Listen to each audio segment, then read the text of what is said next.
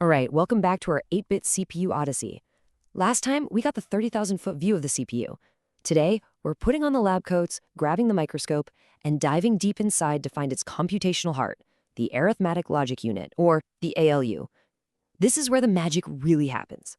So here's the game plan. First, we'll pinpoint where the ALU actually lives inside the CPU.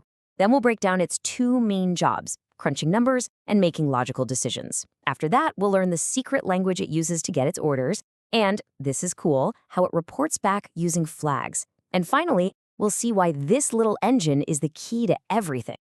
Okay, first things first. Before we can really get what the ALU is all about, we need to know where it fits into the whole puzzle. So let's place it on the map. I want you to think of the CPU as this bustling little city. Well, the ALU is the main factory, right smack in the middle of downtown. It's connected to everything, all the memory, all the storage areas by this big superhighway we call a bus. Data flows in, the ALU does its work, and the results flow right back out. Its central location is totally on purpose. It's the workhorse for the entire system. So what is an ALU, really? Well, yeah, it's a digital circuit, but the best way to think about it is as the CPU's own personal, souped-up calculator. It has one job and one job only, to do math and make logical comparisons. It doesn't store anything long-term, it doesn't run the show, it just calculates, and it does it ridiculously fast. You know, the ALU's entire job can pretty much be boiled down to what you see right here. It takes in two chunks of 8-bit data, let's just call them A and B.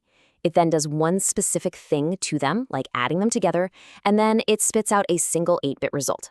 But hang on, look closely at those other little lines coming out, Z, C, and N. Those are the flags, and they are the secret sauce to how this whole thing actually works. We'll come back to that. All right, let's start with the most obvious part of the ALU's job description, being a number cruncher. You can really split the ALU's skill set into two big buckets. On one hand, you've got your arithmetic stuff, like add and subtract. These operations actually change the value of the data. And on the other hand, you've got logical operations. These are less about the number as a whole and more about fiddling with the individual ones and zeros that make it up. A simple addition is the perfect example, right? The ALU gets two 8-bit numbers. In this case, that's the binary for 6 and 3. The add command comes in, the internal circuits do their thing, and boom, out comes the result. The binary for 9. It's just that clean, that precise, and it happens millions of times a second. But just crunching numbers? That's only half the story. The ALU's real power, the thing that separates a computer from a calculator, is its mastery of logic. Operations like and, or, and not, these are the fundamental building blocks for every decision a computer ever makes.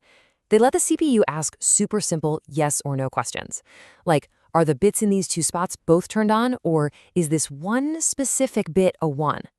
It sounds almost too basic, but this is exactly how computers test conditions and make choices. Okay, so this ALU is a jack of all trades. It can add, it can compare, it can flip bits around. But how in the world does it know what to do at any given nanosecond? Who's telling it, okay, now you're an adder, or hey, now you need to do a comparison? Well, the answer isn't inside the ALU itself. The orders, they come from the master conductor of this whole CPU orchestra, a little something called the control unit. And the control unit speaks a very, very simple language to get its point across. And this chunk of code right here, this shows us exactly how the sausage is made. The control unit is constantly peeking at the current command, which is sitting in the instruction register. If it sees a specific code, like hexadecimal 42, it goes, aha, that's the code for add. It then sends a dead simple 3-bit signal, 000, straight to the ALU, basically flipping the addition switch. And this table, this is basically the secret decoder ring for the whole operation. That 3-bit signal is called an opcode, short for operation code. And as you can see, 000 always means add. 001 always means subtract. Every single skill the ALU has gets its own unique code. It's a simple, direct language that the hardware understands instantly. But hey, communication is a two-way street, right? The ALU gets its orders, it executes the command, but then it needs to report back. What happened? Was the result what we expected? Did the number get too big to handle? It reports back using flags. And honestly, the best way to think of these is as tiny little status lights on a dashboard. They're just single bits in a special spot, and each one tells the rest of the CPU something really important about what just happened. So here are the big four. The zero flag, it flips on if the result was, you guessed it, 0. The carry flag, that's the one that warns you if an addition created a number too big for 8 bits. The negative flag tells you if the result is a negative number, and the overflow flag, that one warns you about a specific kind of error you can get with signed math. Okay, but who cares, right? Why does any of this matter? They're just single little bits flipping on and off. Well, it turns out these little status updates, they are everything. They are absolutely fundamental to how a computer actually computes. Because flags are how a CPU makes decisions.